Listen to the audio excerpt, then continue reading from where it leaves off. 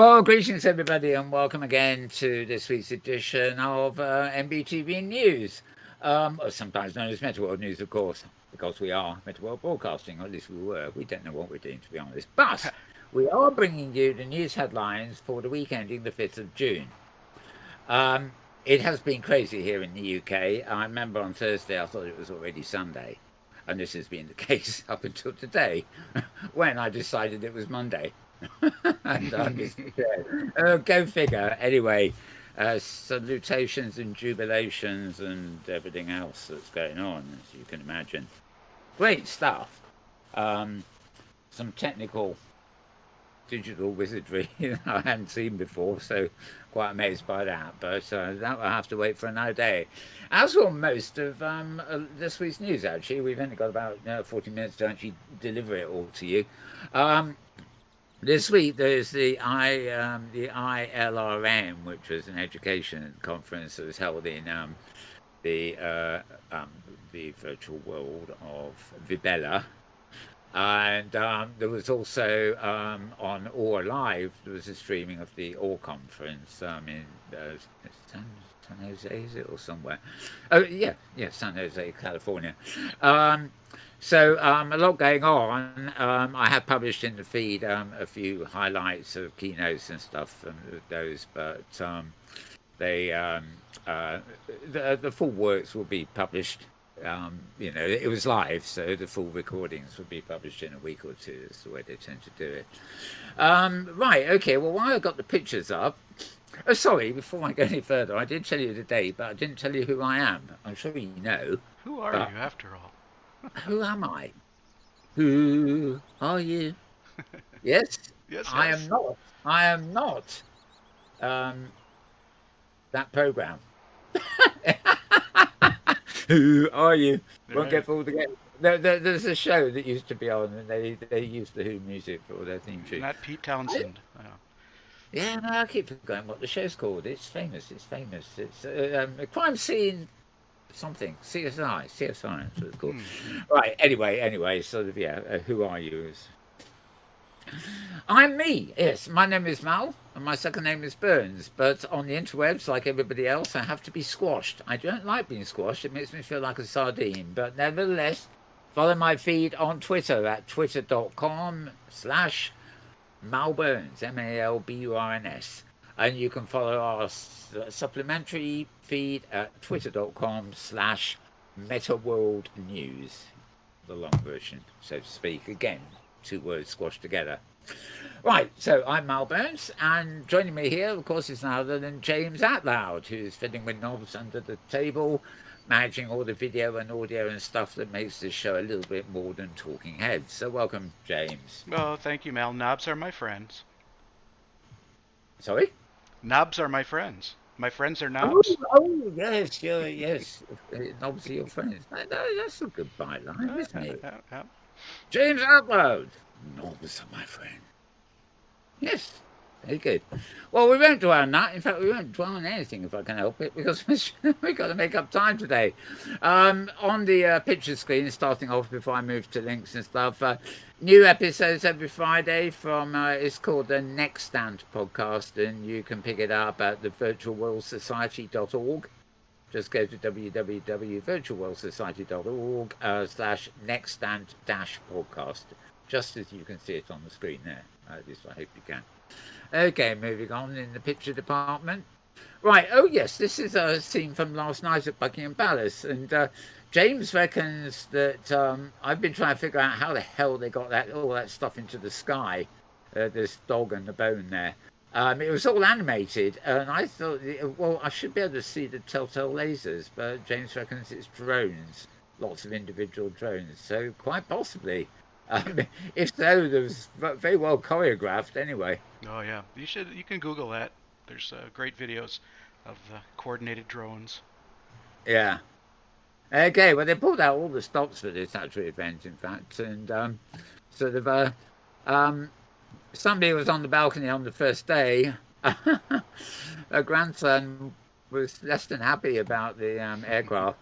And I have to say, he's got my sympathies because I'm about 2 minutes down the flight path, and when they arrived at me, I too was cringing. Anyway, um, just a few things. Oh yeah, how useful is that? Do you think the people at OR actually needed that? Well, I suppose it's interesting to know how we pronounce it. I thought most of us had even stopped saying it if we could avoid it, but never mind. It's apparently meh, tuh, vuz.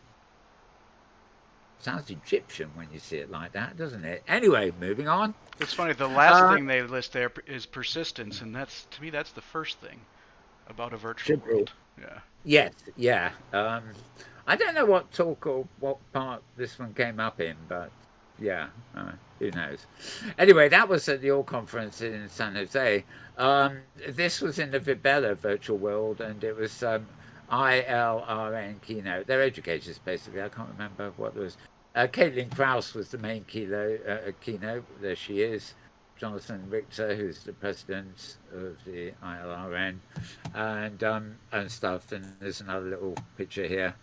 Um, I'm afraid that if you thought our talking heads here are bad, you'll cringe when you want to watch videos of this. On the other hand, if you were there, it's a bit of a different matter. This is one of the fastest and easiest virtual environments to get into to attend things, and very well, quick links to take between auditoriums and sessions and things like that. It's just a very well managed and very easy platform to use. It's And they like have legs. people. Oh yeah, they do have legs. They don't have much else to this thing. Okay, for that. No photorealism here, but actually, I think the avatars here are actually a wee bit better than in that newer virtual world called Sandbox, the one that Jamiroquai and a few others have been going into. Right. You get the feeling they haven't actually checked out what's around. They've just said, "Oh, yeah, we'll come into your sandbox and make ourselves an avatar and PR, etc., etc." So, yeah, I don't know, but anyway, these are some shots of Velbella to keep you going. And with that, I'm going to put this window away, and we'll move into some of the web links I've got here.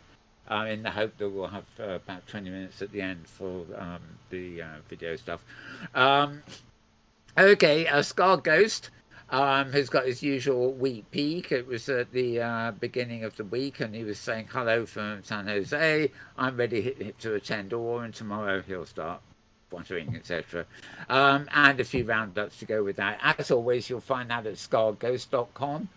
We could cue the music, I suppose, but SKARREDGHOST.com. And a few more coming up from his side in a bit as we go along. So let me start doing that movement, as it were. Okay, remove that item. Here we are. Living Cities have launched a new mirror world, they call it. This is a post you'll find at AR Insider, ARINSIDER.co, just the CO, no com.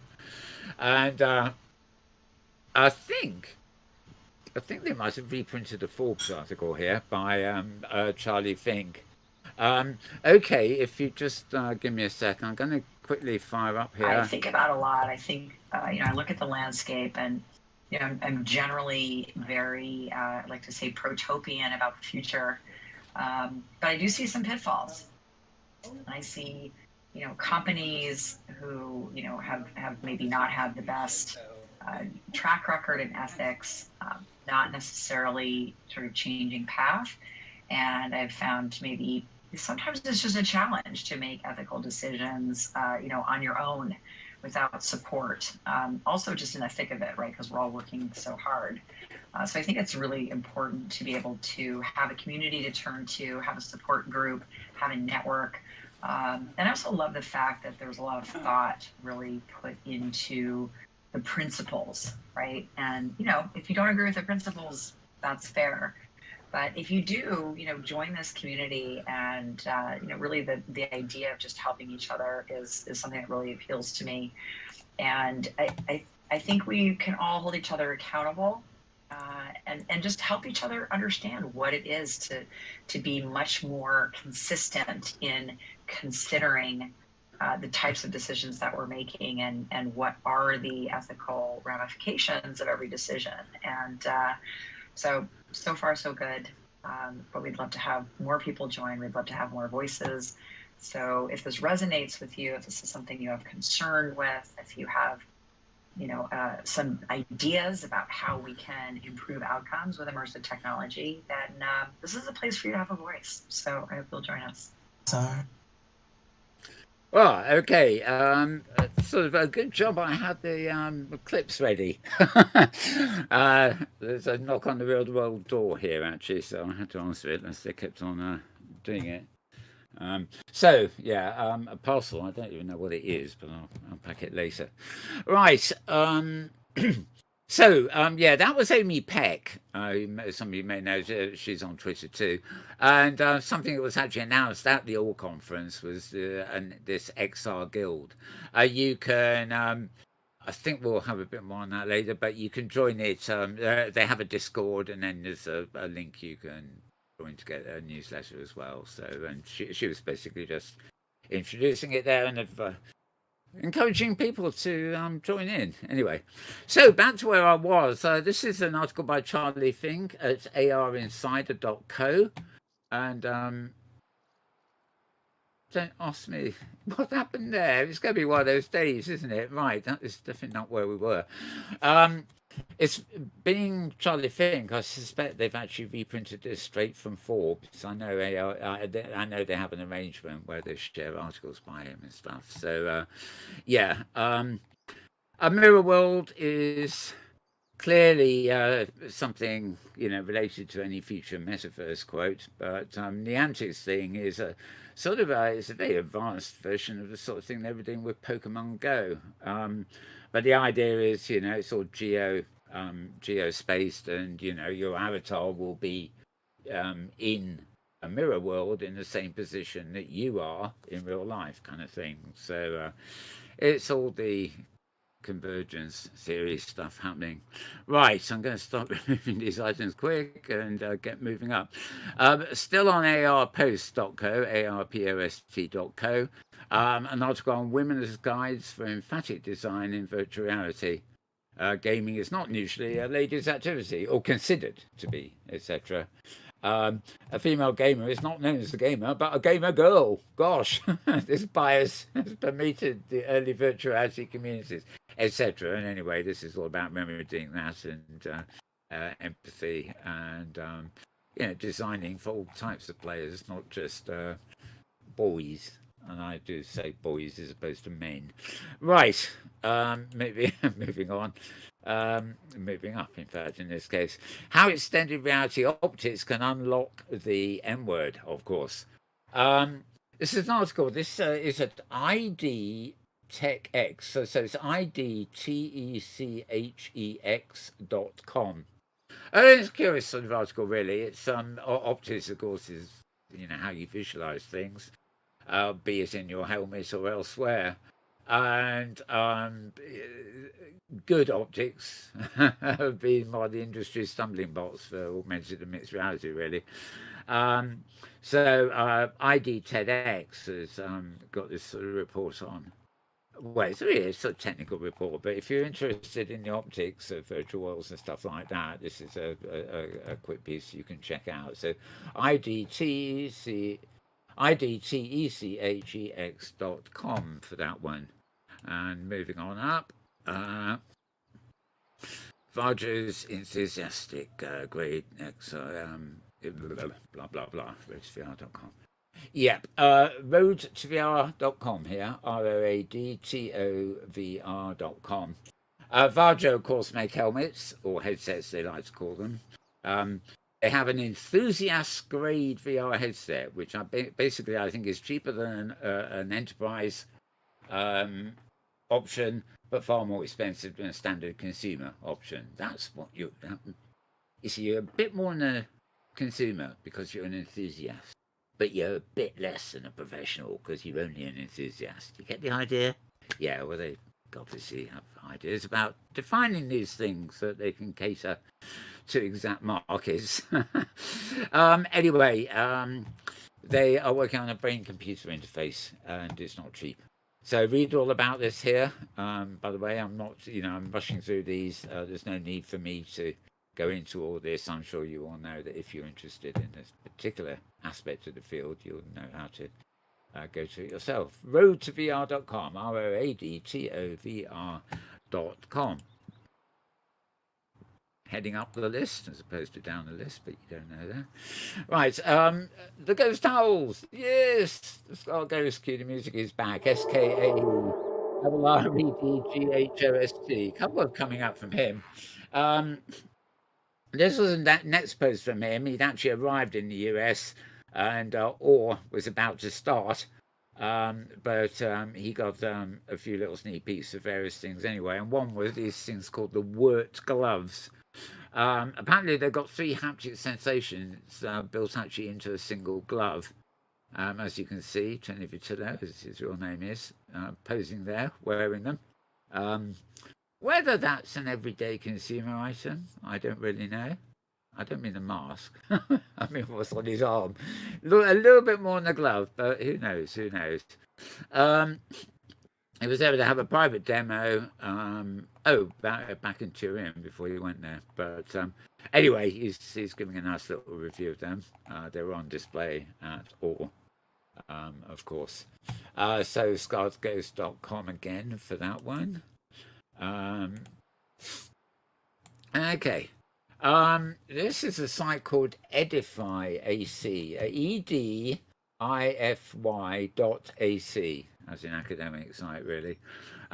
New research into avatars, basically, in the uncanny valley, etc., etc. They're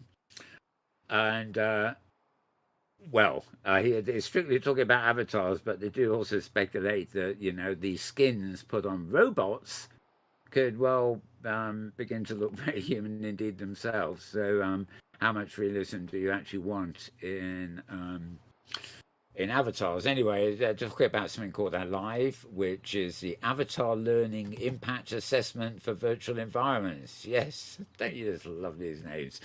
Right, is it alive or isn't it? I suppose it's an appropriate name in its way. Anyway, bedded video, which is too small to play here, but they talk about Uncanny Valley and a whole load more there. Research into virtual reality avatars. So edify.ac, EDIFY.ac. Moving on from that one. Okay, this is at vrscout.com. And it's talking about another new VR treadmill, which comes with its own headset and its own haptic vest. So you don't you buy the package rather than the 2 individual ones and make them work together. You can vaguely see what it is there. You've got a helmet in there, and then you've got this sort of, it looks like a box with the treadmill and stuff in it. It doesn't look cheap, and nor does it look particularly comfortable, in my opinion. But there you go. It's using a design called Pancake Optics. The headset is using Pancake Optics. I guess the treadmill is frying pan optics, maybe? I don't know. Let's go with the pancake, wouldn't it? Yeah. Oh, yes. Oops. Oops. That was supposed to be a laugh. Oh, that's more like it. Yeah. There you go.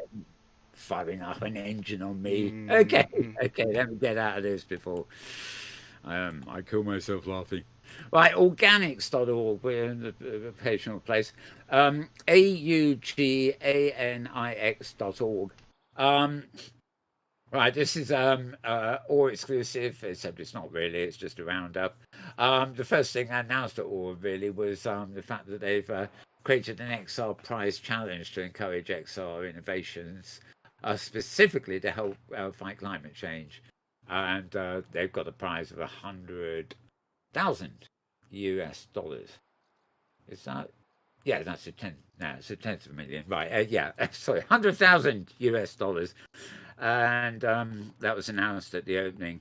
And I think, this is just really an announcement about that. But you can find it at organics.org, AUGANIX.org. I'm no doubt you can find it on the All website as well. So it's one of their main announcements. Okay. As I said, it's all over now, the live broadcast, but they do promise replays of not just the main stage, but also the side stages, which were filmed but not broadcast. So find that all live. Um, Live being the suffix, so it's AWE dot LIVE. That's all you actually need to get them on the web. Right. Okay. Digitalbodies.net I've got on this one. digitalbodies.net. And more about all basically showing the new tech, amazing demos, visions for the metaverse, etc. And it's what's on this page basically is a recap of day one. And yeah, that's Unity's new CEO. He actually looks a bit like Tony Barazzi, who's actually recently left. Maybe it's a doppelganger. I don't know. No, I won't go into that. Right, live demos, everything else that was actually going on there. So you'll find that at digitalbodies.net. And okay, and now we're back to the Scar Ghost, believe it or not. Scar Ghost in his mask there, and to his left is the CEO of Unity, who we just mentioned, of course, in the previous one. He got a bit of an exclusive. He actually got to do an interview with the Unity CEO there before, I believe, that the CEO in question actually actually delivered his speech at the convention itself, which you see photographed there. But it doesn't really matter. It's a good interview he's got there anyway. It's something of an exclusive. So if you want to know more about Unity's taking part in the future of the M word, etc., and interviewed by Mal and Tony Vitillo, that's the place to go. So scarghost.com, SKARREDGHOST.com. And we don't need the sound effect again. Don't want to wear out James's hand. Okay. The knob in question is getting well worn. Right. This is interesting. Came up from nowhere, really. This is at a site called Politico.com. Politico. And yeah, no sooner as he got out of the World Economic Forum than he's ended up wherever this is. Right. They point out that this was recorded just before Meta's COO, sorry, I wish it was the CEO, Sheryl Sandberg had stepped down from Facebook after a decade and a half. Yeah, she's obviously not going for 7 decades like good old Queenie, but anyway, wish her luck. She's far more palatable than the CEO she built it with. Right. However, they're talking about the metaverse profits warning. That's what the metaverse profit is. That's actually an old picture. That was Rosedale talking in 2016 at Tribeca. But they've obviously got a few quotes on hand there from Philip about it's really, really, really hard to build a virtual world. You sing that to the Spice Girls. Really, really, really hard to build a world. Yes, it's really, really, really hard. Right. Spice Girls were there yesterday, weren't they? Yes. Or no, it was anyway. Okay, moving on. That's a Politico. POLITICO.com. Right, we're getting there now. Okay. The others of another program, so we're nearly there. Right, this is English. That's an easy word. Dot ALARABIYA net, which is sort of Al Arabia. Who knows? If you're bothered with any of these links, just go to my Twitter feed, twitter.com/Mal Burns, MALBURNS, and you can get the direct links to the actual pages. This was really a bit. Actually, this had it. I'll go toggle a web page here. Because, yeah, I think it had this interesting picture that went with it, I thought. The idea is that, you can create your own virtual humans. and in a virtual world, and you could actually technically give birth to a real baby and bring it up in as a virtual human. And if you think this is a bit much, I would tell you that Second Life, which has been going on for nearly 20 years, I would say for the last 15, it has had a boom in maternity related things. I don't know whether it's just women who haven't got children wanting to pretend they have, or there are actual several surgeries, not the clinics in Second Life, where people in the real world who are expecting babies can practice, exercises and all sorts of things. So it's really quite a big thing, not only from the practical point of view, but from the emotional point of view. And it really wouldn't surprise me if a childless woman, for example, for whatever reason, given the opportunity of having a virtual baby rather than no baby and being able to bring it up in real time, I can imagine it happening, quite frankly. So that is quite an interesting, just one of these interesting things. The picture is there after all, right? About a potential metaverse, and it wouldn't even require a helmet. It's just computer generated babies, and they just get more and more realistic. Anyway, cyber babies are likely to become commonplace over the next half century. It's a post by Catriona Campbell, who's in the United Kingdom here, and she is a leading artificial intelligence expert. Well, of course she is. She wouldn't have written it here, otherwise would she? Right. Okay, so as I say, English at alarabio.net, but look it up on my feed if you need it. Okay, finally, the Forbes post from Charlie Fink, This Week in XR. This is his roundup of various things sort of happening in the metaverse. And there's another Skull Ghost post actually where Tony actually tries out the new Magic Leap, and he's very enthusiastic about that one. All 100 pages of his review is enthusiastic about it. It's actually there was really long lines to demo that apparently, because even the first version was impressive, just expensive, but the second one apparently is really something else. So this is a roundup by Tony Fink. Charlie Fink. Oddly enough, it's just a very general roundup. He doesn't actually focus, apart from that Magic Leap thing, too much on the All Conference at all. Okay, so you'll find that at Forbes.com, FORBES. And that's the proper Forbes site for this one. And then finally, what would a week be without a Voices of VR podcast? Only one this week, and it's from the IEEE Global Initiative on the Ethics of Extended Reality. Trolling, harassment, and online safety. Yeah. And basically they have published, the Global Initiative, that is the first of 8 white papers.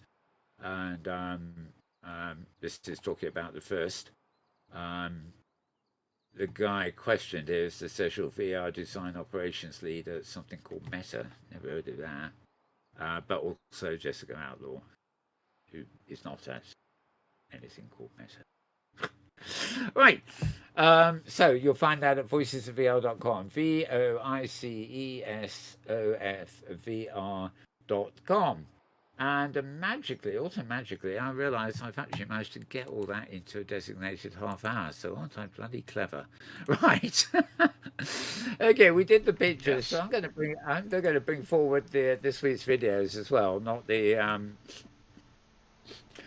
I'll end with the ones I posted up at Mastodon that actually do appear in your thing anyway.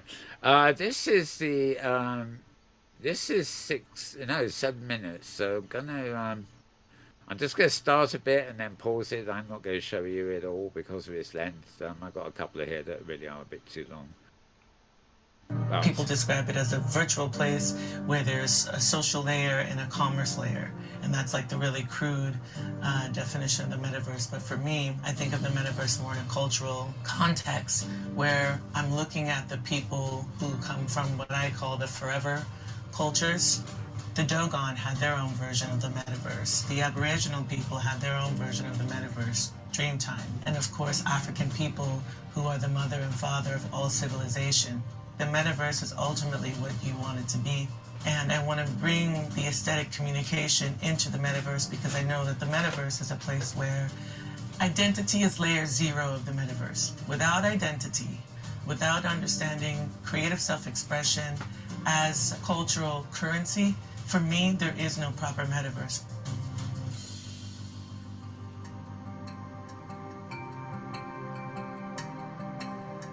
I'm Lady Phoenix. I'm a curator and an artist. I primarily work with AR and VR, so collectively known as XR.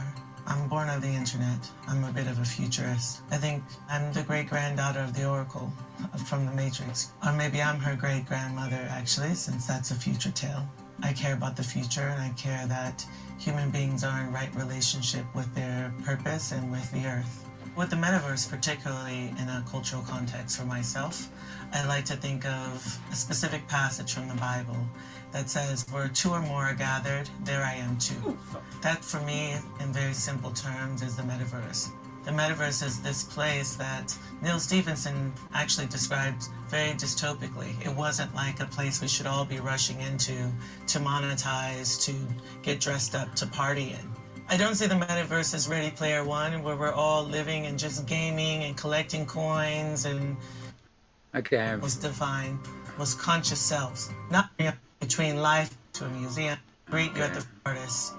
Patrons or visitors to the museum, what they can do is similar to what they do here, IRL. They go into the museum, there's someone to greet you at the front desk, you're guided to an exhibition on the main floor, which is the Thelonious Monk exhibition, and you're also guided upstairs, which is an exhibition called Music Man by artist Raw Crawford.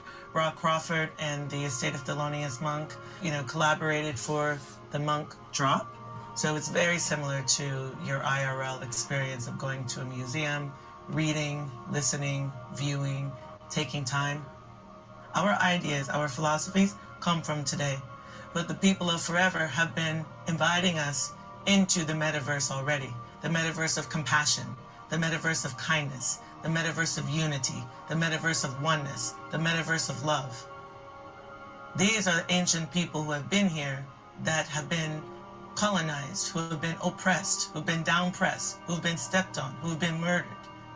We're in the metaverse already. Nobody knows how we got on Earth here, but we're here, we're born, we're living, we're doing our best as humans. That's what I believe. So to create a mirror world out of pixels, what is that mirror world reflecting?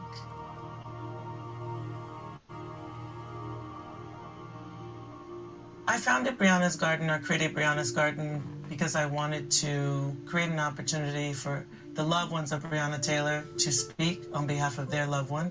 She was an EMT.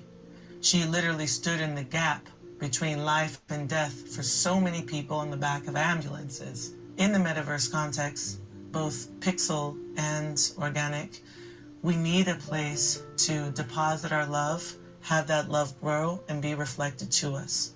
This project is about reuniting 2 sisters. It's a story of love and reuniting those 2 sisters in the metaverse. It's also a story of unity and community because we invite other people to the project to leave a message in the garden for their loved one. So each of the flowers inside of the garden holds a message, holds a memory of someone's loved one. Many of those flowers are, of course, messages to Brianna of encouragement for her family or from members of her family for Brianna. So if we're going to use the metaverse for anything, it's for these purposes, to uplift humanity, to make a spotlight on love, to bring out the best aspects of who we are, and to also help somebody heal. The most rewarding part of this process is her sister said, I felt like I had Brianna back. Okay, got to play it all. Now, that sort of connects to the Voices of VR podcast I mentioned earlier on the ethics of extended reality. In fact, I think I may have been part of making that film. Brianna's Garden, which was being talked about there, the artist, actually, it won one of the major OR awards, so that connects to the OR conference in that way. It's been covered a lot in the last year or two anyway, but it's been honoured with a major award at the OR conference. So moving on, you may have remember that. And I think Channel 4 do it in the UK, but I think it was Apple that did a lot of campaigns using the expression "think different." Well, somebody at Crossroads in Second Life, of all places, I'm going to be allowed this, has done their interpretation, which I kind of like. Forget the fact it's Second Life. Here's to the crazy ones, the misfits, the rebels, the troublemakers, the round pegs in the square holes, the ones who see things differently. They're not fond of rules, and they have no respect for the status quo. You can quote them, disagree with them, glorify or vilify them. About the only thing you can't do is ignore them, because they change things. They push the human race forward. While some may see them as the crazy ones, we see genius.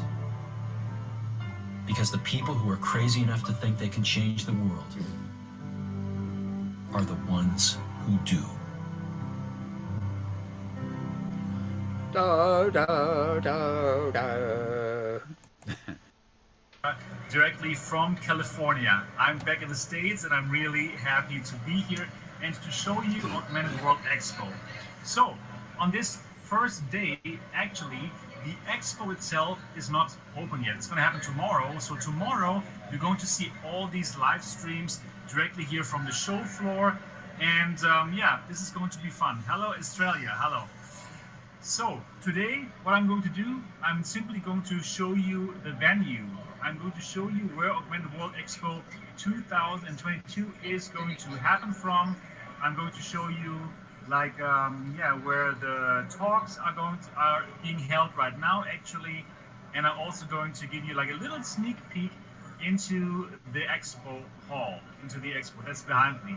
So if you're also, because this is a live stream, obviously you can simply chat with me and you can ask me questions. You can let me know what is the audio quality like here, and what is the video quality?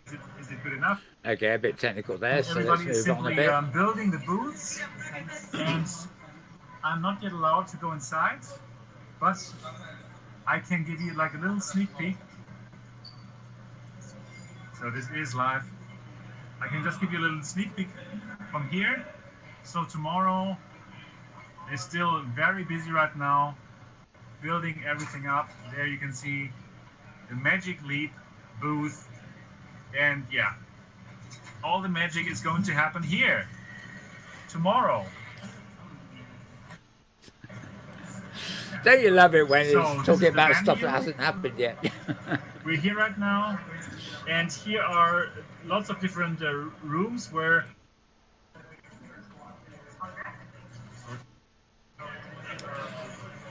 Okay, I'm going to pause that there. Actually, at the time I got this, it was sort of halfway interesting, but since the event's actually now happened and over, there's that sort of wandering around a half-built venue is not really much fun at the moment. So a final one here is for something called Canvas. It's a trailer.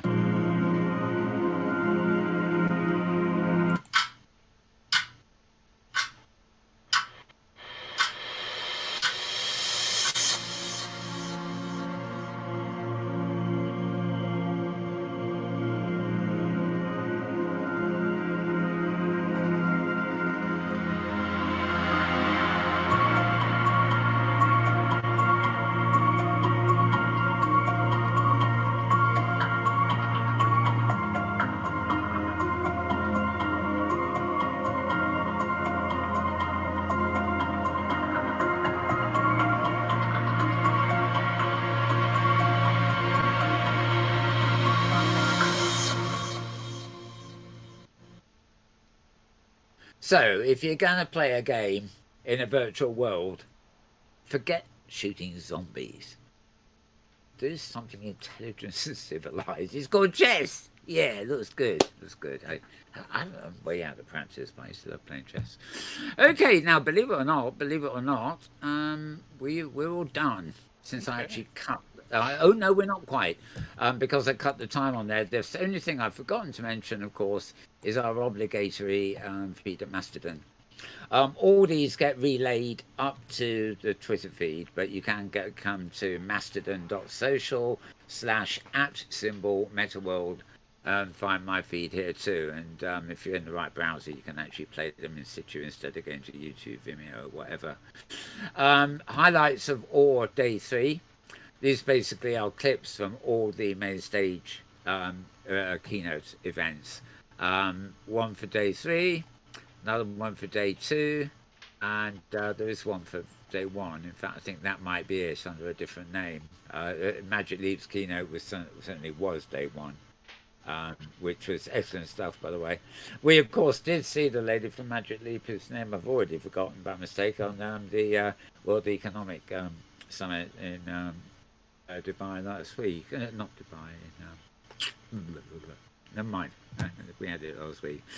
Okay, moving back. Not too busy this week, fortunately.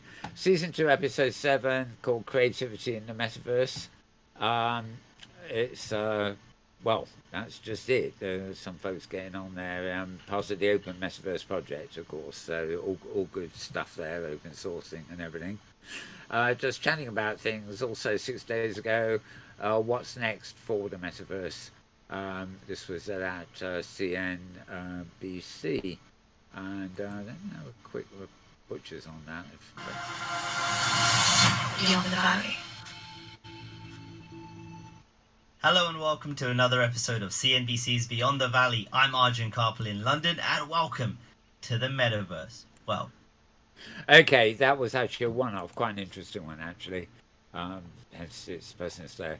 So, as I say, quite a short week on embedded videos in my feed, surprisingly. When I was actually looking at the Twitter feed earlier, I sort of to choose what I was going to use, I thought, yes. Yeah, I thought it just got the feeling of quite a lot of videos, but as it is, as you can see, there aren't, unless something's gone wrong and they didn't get through to Mastodon. So with that, we are quitting or about to quit. So any closing thoughts on the news there from James? No, not really. There was a good Upload VR again, and they talked quite a bit, probably half of the show on again Meta versus Apple in the coming VR space. So again, I'd recommend it to you if you want to look at it. Yeah. I can't understand why that isn't here. That's all right. It's not that one. No, that was May 24th. Well, it's all right for you. It's not all right for me. But never mind. I'll have to sort that. I will have to sort that somehow. I mean, I have a very simple method of sending these things up online, and I said I thought it looked short this week, but maybe something's gone wrong with the posting script or whatever. You never know, do you? Okay, so with that, we can sort of end it for this week, so to speak. Do stay tuned to this channel, by the way, because we have guests and otherwise host a companion program called the In-World Review, which looks at destinations and arts in virtual worlds. We're sort of allied with the Hypergrid Safari a little bit. And we do focus on the Hypergrid, which is, of course, the teleporting protocol of Open Simulator, which, means you can literally teleport across hundreds, if not thousands, of different grids if you know where to go and what's on. A bit like Second Life, it's that you can't teleport out of Second Life, so it's like Second Life times thousands. Yeah. That's a good way of calling it. Okay. Second Life is one world. Open Sim is 1,000 worlds. All interconnected. Right. Okay. A good prototype, good template for any forthcoming, whatever the Metaverse is going to be. Right. Okay. So it's goodbye from James. And it's goodbye from Mal. So it's goodbye from both of us, in other words, because when it comes to XR and VR and MR and however many arseholes you can find, sorry.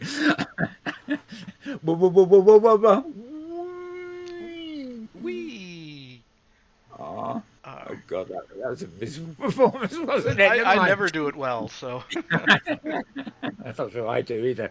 Okay. So thanks for watching, folks. Have a very good week. Keep safe and everything else. And for now, I would just say good morning, good afternoon, good evening, or good tomorrow, depending on wherever and whenever you are. And in my case, I haven't a clue this week. See you the next. Bye for now.